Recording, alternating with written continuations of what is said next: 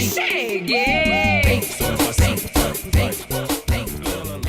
Pode falar sobre exoneração de pensão? Tenho 20 anos, não trabalho e só estudo.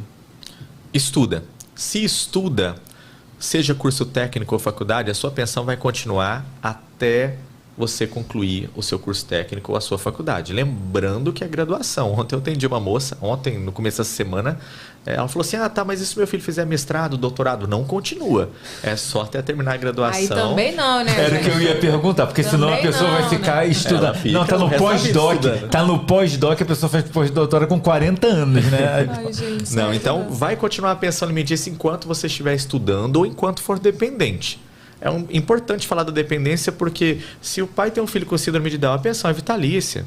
Se o autismo comprovado ali a necessidade de dependência, a pensão é para a vida toda. Neste caso, ela não trabalha, ela só estuda. Mesmo que trabalhasse, se o trabalho dela não consegue prover sozinho as despesas que ela tem com a faculdade, ainda assim o cara vai trabalhar. Rafael, vai pagar pensão. Rafael, mas e se o pai parar de pagar aos 18 anos sem ordem judicial? Vai preso.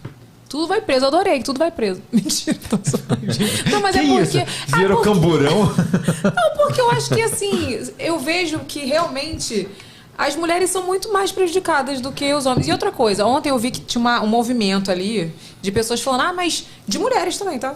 Falando que, mas tem mulher também que não presta, tem mulher que é assim, que é assado, você tem que falar das mulheres também. Gente, eu sei que tem, a gente sabe que, é como eu falo, tem gente ruim em toda religião, tem gente que presta em todo lugar, que não presta, mas eu sei que tem mulheres safadas também, como você falou, que não fazem, não cumprem o básico, os 4 pilares que você falou. Mas a maioria, gente, são os homens, desculpa, e eles fazem de uma forma que eles não prejudicam só a criança, eles prejudicam o emocional da mãe, sabe? E eu vivo uma situação dessa de perto, né? E já vivi outra, na minha família também. Então, assim, o cara vai pra cadeia mesmo. E as pessoas, elas acabam pegando a exceção como regra. Eu acho isso exatamente. interessantíssimo.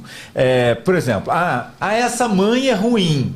Essa mãe abandonou o filho. Se você for colocar proporcionalmente, em estatística, isso é muito pouco.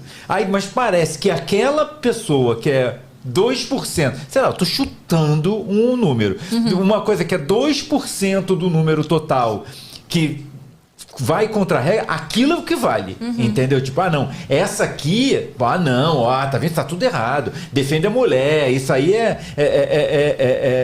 machismo reverso, aí vem aquelas coisas loucas todas que as pessoas falam, que é muito louco. Outro dia eu estava discutindo até um caso, eu até falei com você, um caso que eu acompanho de perto, de Lei Maria da Penha. Eu conheço um caso que não estava certo, que estava errado, mas tipo, aí... Porque a mulher era louca. Porque a mulher era maluca, porque tinha outro problema. Exatamente. Inventou mesmo. Inventou tudo. Agora, se você for olhar a situação, isso é uma única... Tipo, é muito pouco perto do todo. No todo, a mulher tá sempre se ferrando. E, tipo, você... não, mas essa aqui... não, então desvalida tudo e vamos pegar só essa aqui. Não dá. Tipo, as pessoas têm que ter senso, né? E tem homens, e tem advogados que defendem especificamente só homens. Eu sou capaz de apostar que 90% dessas pessoas que falaram assim, tem mulher, ou está num relacionamento com um homem que é um pai bosta, ou então tem algum pai bosta na família. Tem mulher que não presta? Tem mulher que é pior do que o pior dos homens que eu atendi no escritório.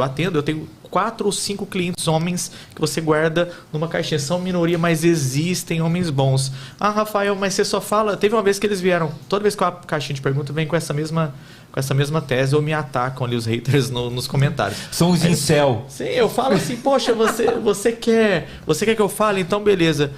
Tudo que eu falei até hoje, se a mulher fizer, ela responde igual. A mulher não pagou a pensão? Vai presa, tranca. Como eu falei aqui, a regra é a mesma. É que a maioria absoluta, talvez chegue próximo ao que o Renato falou de percentual, é dessa forma. Tem muita Maria da Penha forjada? Existe. Como tem muito caso de abuso sexual, eu já atendi um caso no escritório, um exemplo clássico aqui. Hoje eu não atendo mais criminal em relação, mesmo que seja abuso sexual de criança, e um dos motivadores foi essa situação. A mulher nos contratou, até então atendíamos abuso sexual de criança, e a criança vinha toda vez, ela mandava foto da genitália da criança toda machucadinha. Desconfiamos através de alguns gatilhos, o pai foi até o escritório em prantos ali, chorando muito, muito mesmo, e eu falei, olha, para mim, a criança não fala, então nós temos que validar o que a mãe nos relatou. Você responda para a justiça.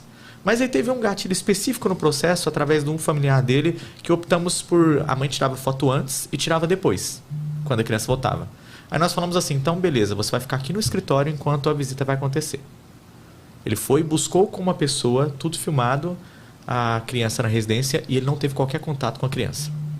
Voltou a criança, a mãe, na mesma hora, mandou foto. Voltou, a criança está com a genitália realmente machucada. Essa mãe, ela foi condenada porque ela fazia aquele movimento de lavar a genitália da criança para que a criança ficasse machucada.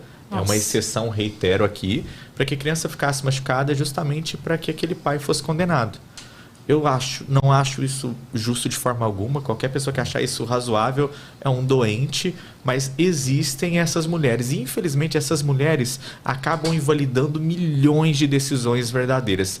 Quando uma mulher ela faz essa prática de criar uma alegação falsa, ela prejudica milhões de outras mulheres. Ela invalida denúncias verdadeiras. Então, ocorre isso na Maria da Penha? Ocorre. Tivemos aí um caso recente, repercutido, que uma câmera de segurança flagrou a mulher se cortando para que pudesse denunciar o cara. Tem situações em que os casais têm câmera de segurança dentro de toda a residência, até no banheiro, para demonstrar que não houve agressão. A voz da mulher tem que sempre prevalecer, mas por conta de uma ou duas ali criminosas, milhões de outras são colocadas em xeque na delegacia. Mas aconteceu isso mesmo? Porque a gente viu aqui uma mulher que não fez isso e o cara estava certo. Então vai ter situações em que o cara realmente está certo, vai ter mães que não prestam. Nas redes sociais, toda vez que repercute um caso, a mãe perdeu a guarda da criança. Nós vamos buscar o que aconteceu. Na maioria das vezes em que isso chegou para mim até hoje, e eu investiguei, lembra dos 4 pilares? Uhum. Então, a educação está em dia, a saúde está em dia, o afeto está em dia, não coloca a criança em risco, não praticou alienação parental, que é uma válvula de escape, não tem como perder. Aí nós vamos analisar o caso. A mãe perdeu a criança porque, um exemplo, né, é vegana.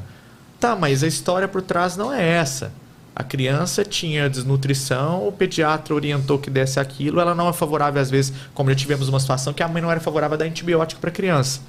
A criança adoeceu e entrou em estado crítico. Perdeu a guarda? Com razão, colocou em risco a vida da criança.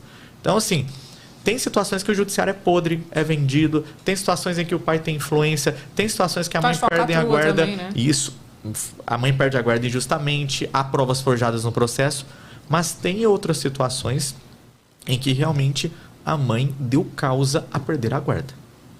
Bem explicado. Bem explicado. Próxima pergunta. Última pergunta, vai. Posso pedir pensão para os 2 cachorros da família? Ah, gente, o que é isso? Mas pode. Nós temos um caso de guarda compartilhada de um pet no escritório. Então, hoje, os animais, se foram adquiridos... Antigamente, há poucos anos atrás, o animal era considerado como coisa num divórcio. Então ele era um item, como uma faca, um copo, na partilha de bens. Corta no meio. Sim, o pessoal tinha essa visão de que era uma coisa, não davam validade. Hoje nós temos sim guardas compartilhadas de pet. Então foi adquirido durante a união, há um vínculo, não vai fazer os bichinhos sofrer, então vamos dividir ali a convivência. Tem gastos, inclusive eu coloco os gastos dos animais. Tem pai que sacana, tem pai que dá o bichinho para criança, o pai deu um cachorro de raça para a criança que só pode comer aquela ração, tem que fazer uma higienização específica ali nas dobrinhas do corpo dele. Então, automaticamente, esse gasto com o pet, ele vai incluir na pensão alimentícia, porque ele é um animalzinho, ele é um ser que foi dedicado ao seu filho e tem gastos. Isso vale tanto para a partilha do relacionamento, ou seja, divórcio. Eu não tenho filhos, mas ficamos com um pet, então eu vou pedir alimentos compensatórios e nos gastos eu vou colocar ali as despesas que o pet tem, quanto também na pensão alimentícia. Fazemos ali a relação de despesas e colocamos lá despesas com o animal. Independente de qual animal seja, tem a despesa e deve constar.